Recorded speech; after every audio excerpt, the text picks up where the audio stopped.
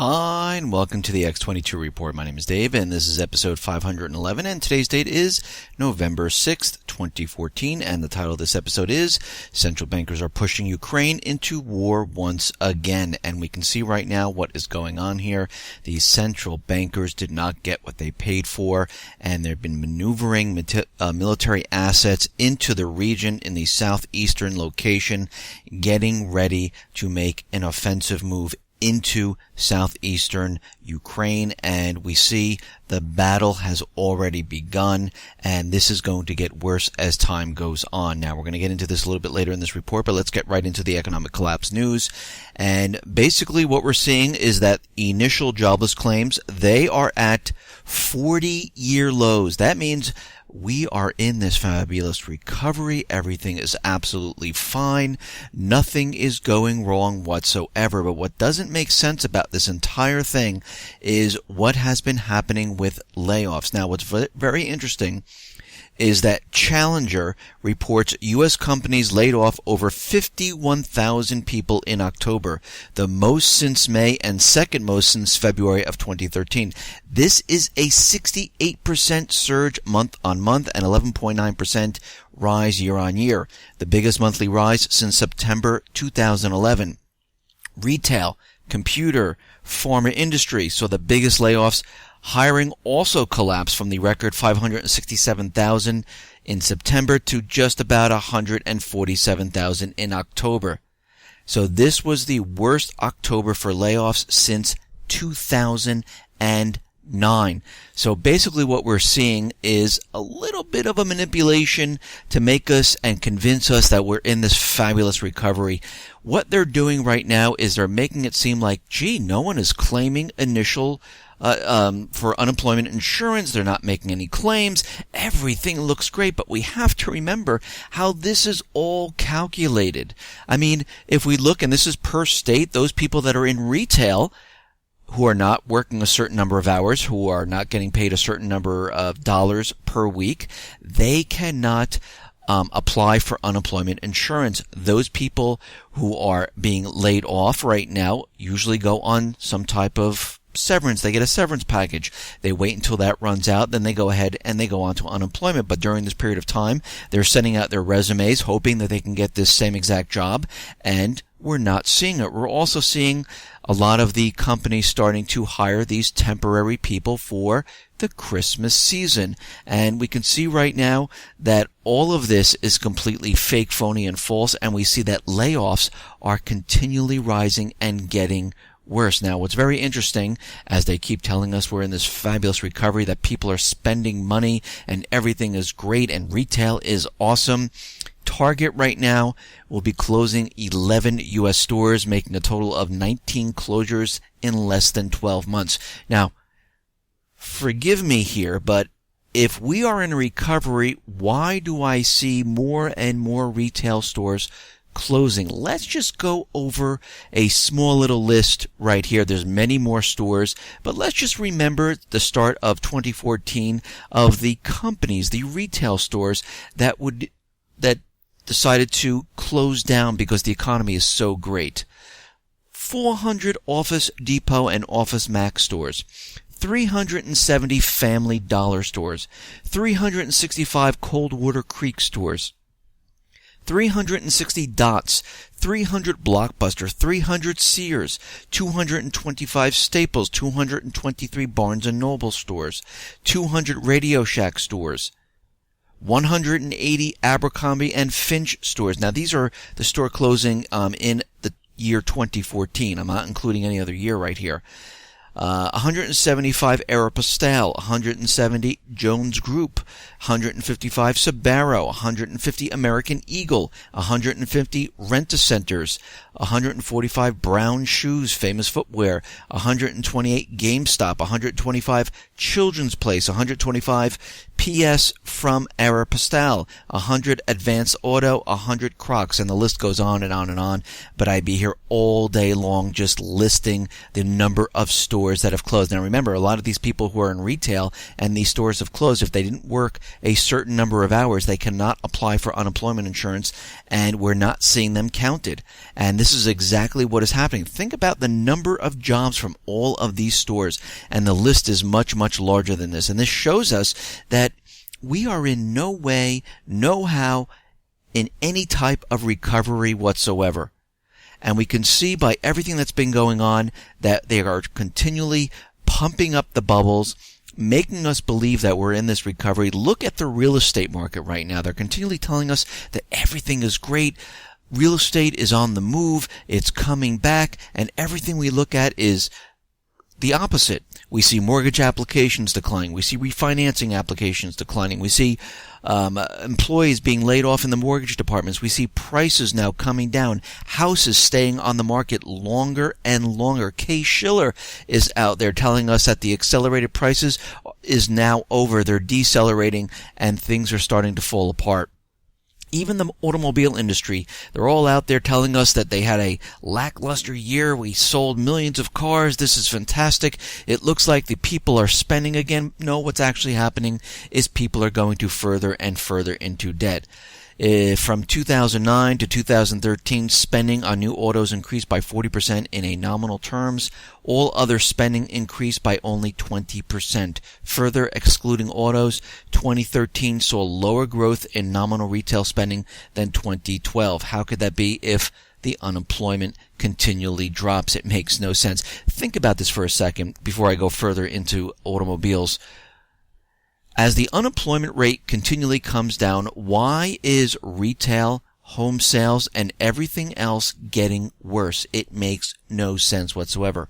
Auto lending in 2012 and 2013 tops any other year during the previous expansion from 2002 to 2007. That's kind of strange. So there's a big debt bubble in auto loans today than there was before the bust. But why? Is it because demand is strong, jobs are plentiful, wages are rising, the economy is growing, and people are just so optimistic about the future that everything is going to be fine? Absolutely not. That is not the reason. It's because rates are low, credit is easy, and dealers are ready to put anyone with a license and a heartbeat into a brand spanking new car, no questions asked. Auto loans to people with tarnished credit have risen more than 130% in the 5 years since the immediate aftermath of the financial crisis, with roughly 1 in 4 new auto loans last year going to borrowers considered subprime. In the first quarter of 2014, 24.9% of all new car loans were 73 to 84 months long. 4 years ago, less than 10% of the loans were that long. Now, the reason why they have to do this is to keep the payments down, and you have to remember those people who have bad credit, they're not getting the 3%, the 4%, they're getting the 20%, the 18%, but they'll give you a loan, but they have to stretch out the payments for a much longer time period to make it affordable. And we can see right now people are paying for cars for a very long time, and this is absolutely something that cannot be sustained. And we can see the bubble right now is bigger than it was prior to the collapse of 2008, and you know how it's going to end up. This entire thing is going to come crashing down, and we're already seeing the start of this, where delinquencies are starting to rise by 70%, and people are getting their cars repossessed because they just can't make the payments. They don't have the income coming in. Yes, I would love to go out and purchase a new car, but I realize I cannot do it. I don't have the funds. I'm not going to add more payments into my household right now. Other people are saying, you know what, I can walk into a dealer, I need no money whatsoever, and I can pick up a brand new car. And a lot of people are doing it, and they're getting burnt by it. The same thing in real estate. People would love to purchase a new home or go out and buy one for the first time. And guess what? They're going out, they're doing it, they're buying it at the height of the market with low interest rates. Some of them are taking adjustable rate mortgages to keep their payments down. And you know what's going to happen when the time period comes where they have to lock in an interest rate and interest rates go up. The entire thing is going to come crumbling down just like it did in 2008. Now, in the UK, it looks like the number of British people living in absolute poverty is 300,000 higher than previously thought. according to a study by the Joseph Rowntree Foundation. In the 6 years from 2008 to 2014, the cost of energy in UK rose by 67%, the cost of food by 32%. Over the same period, the retail price index, a measure of the cost of basket goods and services, jumped by 22%.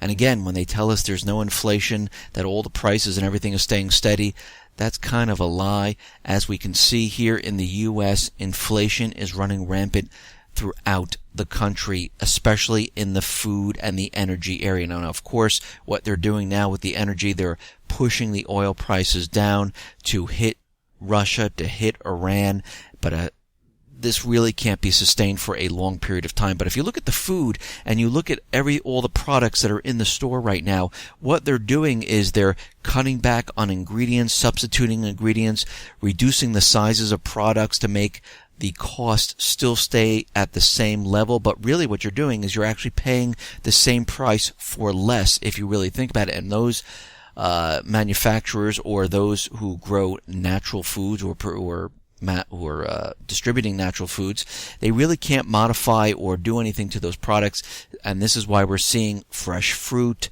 liquor, milk, beer, all going up in price. Meat especially, that is going much, much higher. And we see that the cost of everything is really skyrocketing.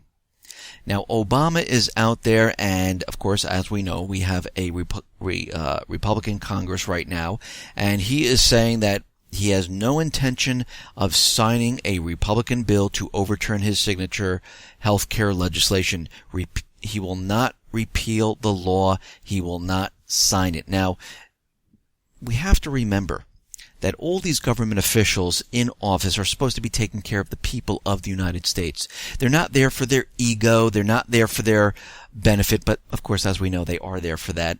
They're there to get wealthy. They're there to control the people. They're there to benefit the central bankers. And the real government officials, their real job is to benefit the people. And a real leader would sit there and look at this and say, you know something? This really didn't work out. This is not for the people. And we need to get rid of it. Actually, he should have never put this out there in the first place, because there were no benefits to the people. There's taxes. You don't get health benefits. The premiums are much, much higher. So really, right now, we just need to scrap everything. We don't need Republicans coming up with a new health care package, because again, it's just going to be the same exact thing, all wrapped up in a new bill that has a different name. But again, the taxes will be there. Everything will be intertwined. There'll be no benefits for the people. And again, if they're truly going to do something for the people in healthcare, then they need to keep the taxes out. They don't need the bill written by the insurance companies. They need to talk to the people. They need to understand what is going on and create something that actually benefits the people, and not the insurance companies, not the central bankers, and not the government. But that's not going to happen. Now, Obama is out there, and he says he's going to act on his own using his executive authority to enact immigration reform, according to the White House Press Secretary Josh Earnest. Immigration reform would be good for the country, good for the economy, good for the border security, good for immigration, and good for business. No, it will be good for corporations, for Obamacare, for getting low-paged workers inside the country, for these illegals to sign up for student loans, to push the student loan debt and the bubble further up, to have them be drafted into the armed forces to go fight once we get into the World War III. And we can see right now that if this was truly good for all these things they're mentioning, they would have done it before the elections. But guess what? Obama waited for after the elections, because he knew the corporations wanted this, the central bankers wanted this, the people did not, and this is why he waited. Okay, now China, they are going, and they just announced plans to send about 1,000 aid workers and plans to build a 100-bed medical center in Liberia to combat Ebola. they're saying that they're bringing all this. The materials are there. They're going to have it set up in 30 days. Of course, the U.S. was out there saying that they're not doing enough, and China is continually stepping up and bringing more and more medical aid workers into the area, bringing in more medical staff into the area, trying to help out the situation. Now, it looks like there is rioting occurring in Brussels. Riot police clash with demonstrators in the capital of Brussels on Thursday amid a massive protest against government plans to reform the country's welfare system. We also see rioting happening in France, in Italy, and Spain, all occurring with the youth saying, all this austerity and everything that's been going on, enough is enough, we can't take this. But what's happening in Brussels, it looks like the EU published a audit report this morning, and they found that about 109 billion out of the total of about 117 billion spent by the EU in 2013 was affected by material error. In other words, it looks like Brussels embezzles billions of euros per year and blames it on austerity. And of course, all the people in every single one of these countries are saying, enough is enough. We can't take this anymore. We have no jobs. The government continually spends. They get further into debt, and things are really getting out of hand. And this is why we can see that most of these countries are training their armed forces for civil disobedience, mass riots, and we can see as the collapse approaches, this is the biggest fear of governments, the people rising up and saying enough is enough. I mean, we see this with the Million Man March that was happening in UK, in Germany, in the United States, and we saw all the people coming up, and in certain situations it did get tense where people were trying to grab the barricades, and they were fighting with the police, yelling at the police, and this is what they're scared of. They're scared of everyone getting together and saying no more, and we want you to step down. And of course, government officials will not do that. They will not step down. Actually, they'll protect themselves. They will use force, and this is why they've been training. This is why there's DHS. This is why all the local law enforcement have been coming into compliance with them, getting all these fabulous gifts like tanks, machine guns, armor, surveillance equipments. This is why they've been training with it all, and we can see right now all of this is being done because of what is coming. Now, we see that Russia is getting closer with Bahrain. It looks like Bahrain is expecting and is preparing for the delivery of Russian weapons. Officials said the two countries were preparing for the export of Russian missiles to the Gulf Cooperation Council Kingdom. They said the first deliveries of the Cornet EM mobile anti-tank guided missile system would take place over the next year. Now, it seems that Putin is stepping up and saying that the people of Afghanistan can count on Russia's support if the situation in the country gets complicated, followed by the withdrawal of the International Security Assistance Force. And what he means is, NATO, the United States, they're withdrawing the troops from Afghanistan. Of course, as we know, China has stepped in. Russia's saying, listen, we will assist in any way possible. And of course, the United States now is mulling over whether to withdraw American troops from Afghanistan or delay the process now that Afghan elections has set back preparations for the transition.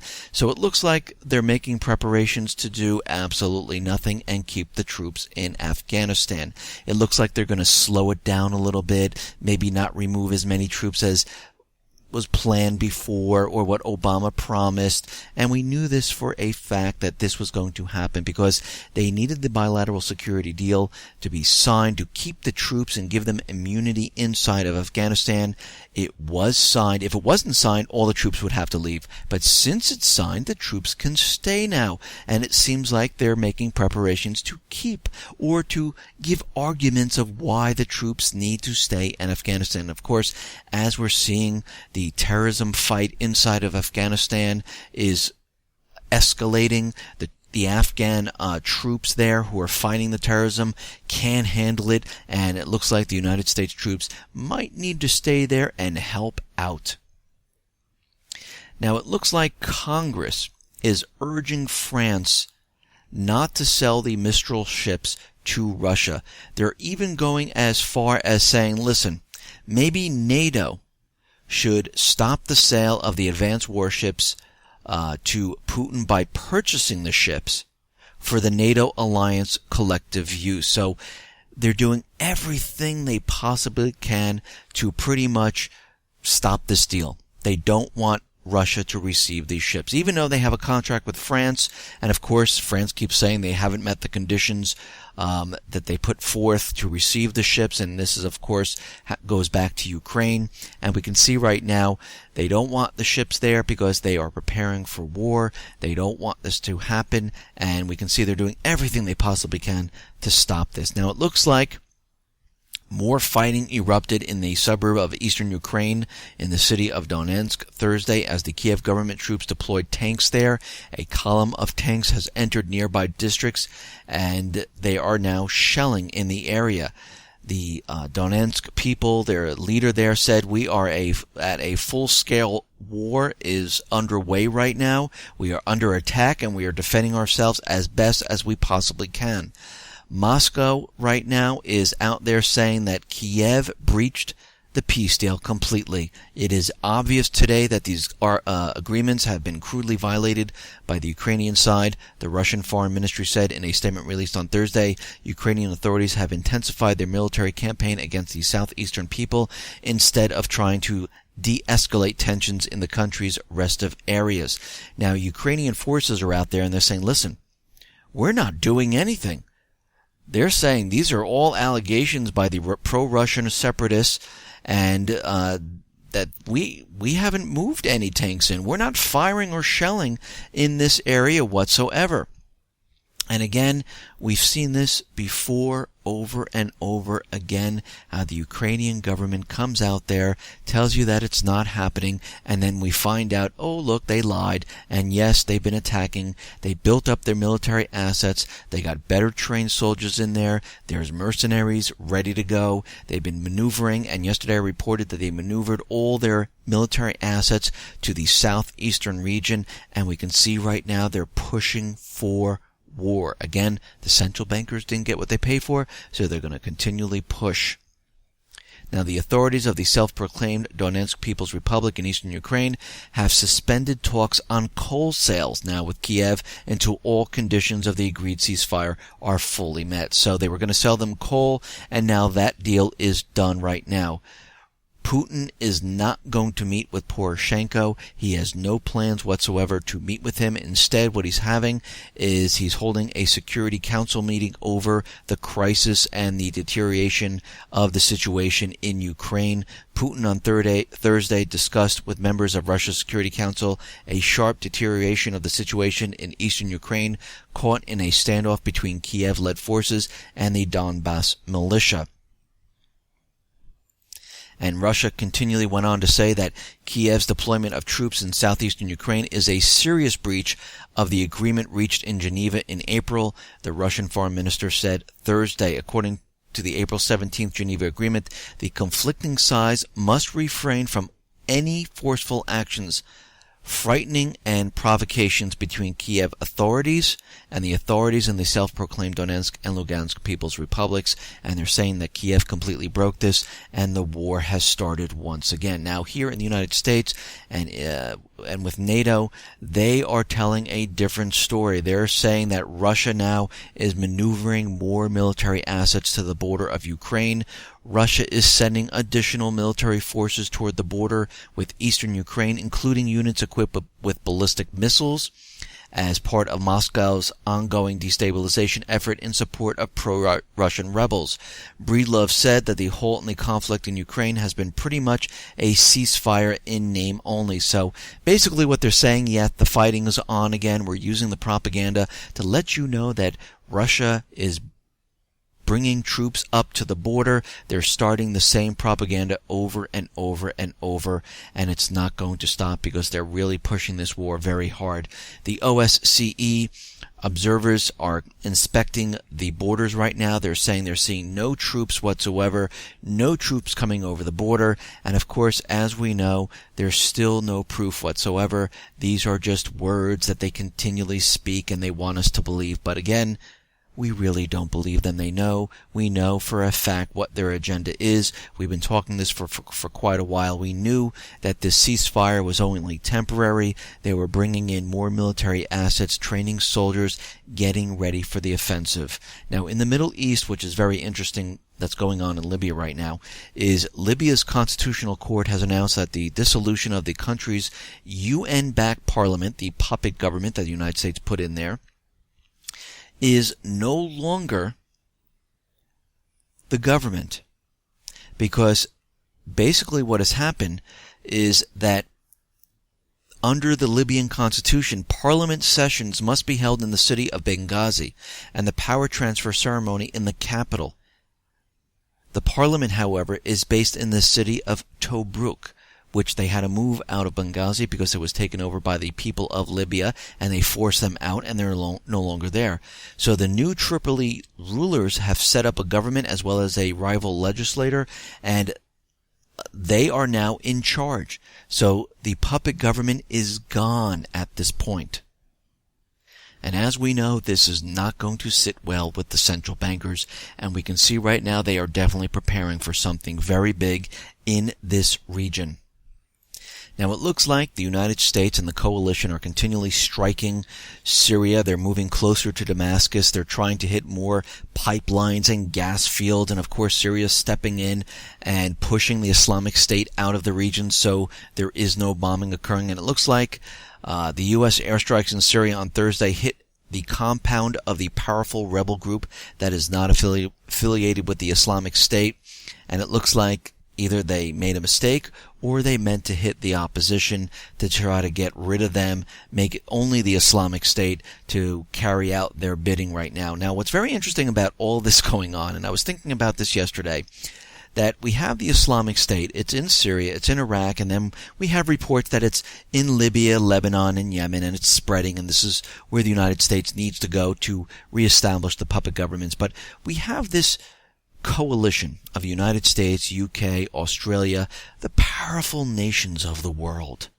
fighting this Islamic State with the most advanced technology and the equipment and satellites. And you're trying to tell me that the Islamic State has the ability to outmaneuver all of these countries. Think about it for a second.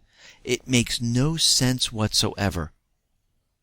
And no way is this possible whatsoever. We know for a fact whenever governments really want to do something and to stop something, they just do it. They have the equipment, they have the satellites, they have the resources. And what we're seeing right now is they're not doing that whatsoever.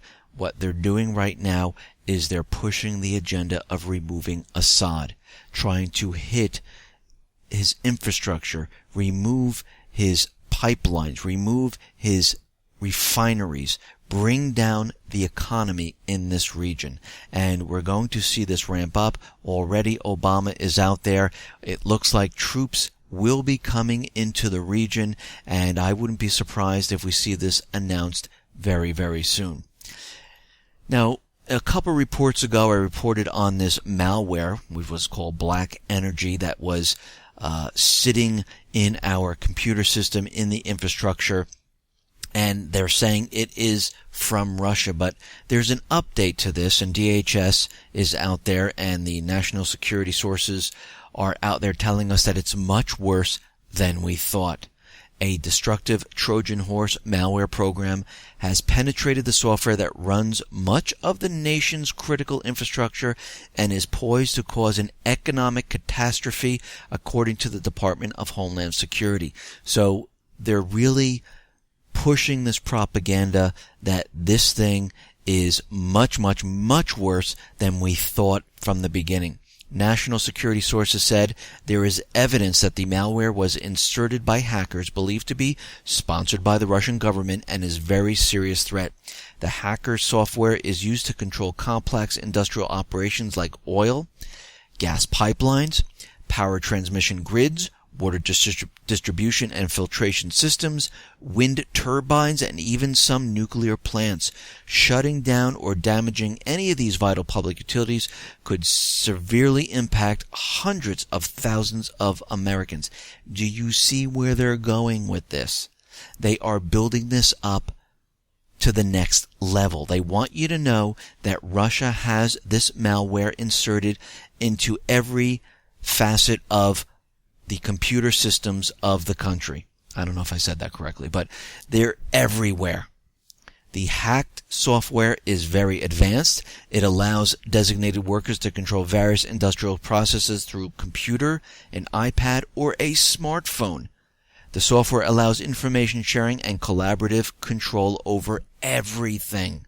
So they're trying to make you believe that Russia will bring down the economy, will bring down the infrastructure, the power, the lights will go out, they can stop the water system, they can bring down the nuclear plants, make an explosion or something happen, and you can see that what they're preparing for.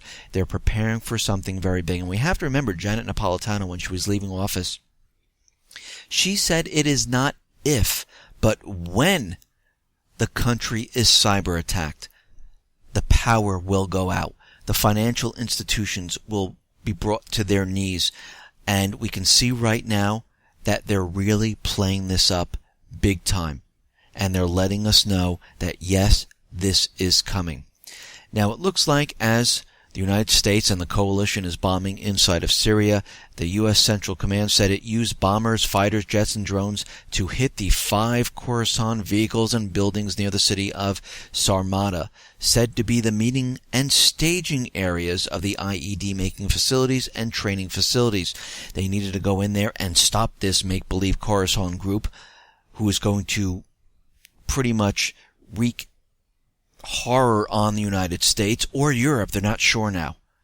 The group was plotting to attack Europe or the United States, and they had to go in there and they had to bomb the group.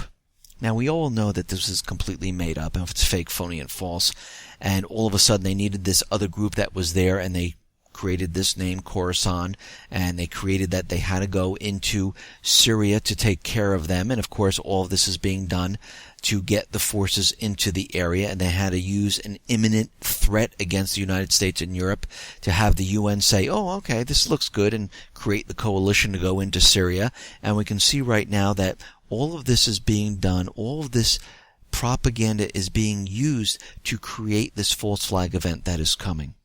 Listen, everyone, thanks a lot for listening. Be well, be safe, and especially be prepared. Thanks a lot.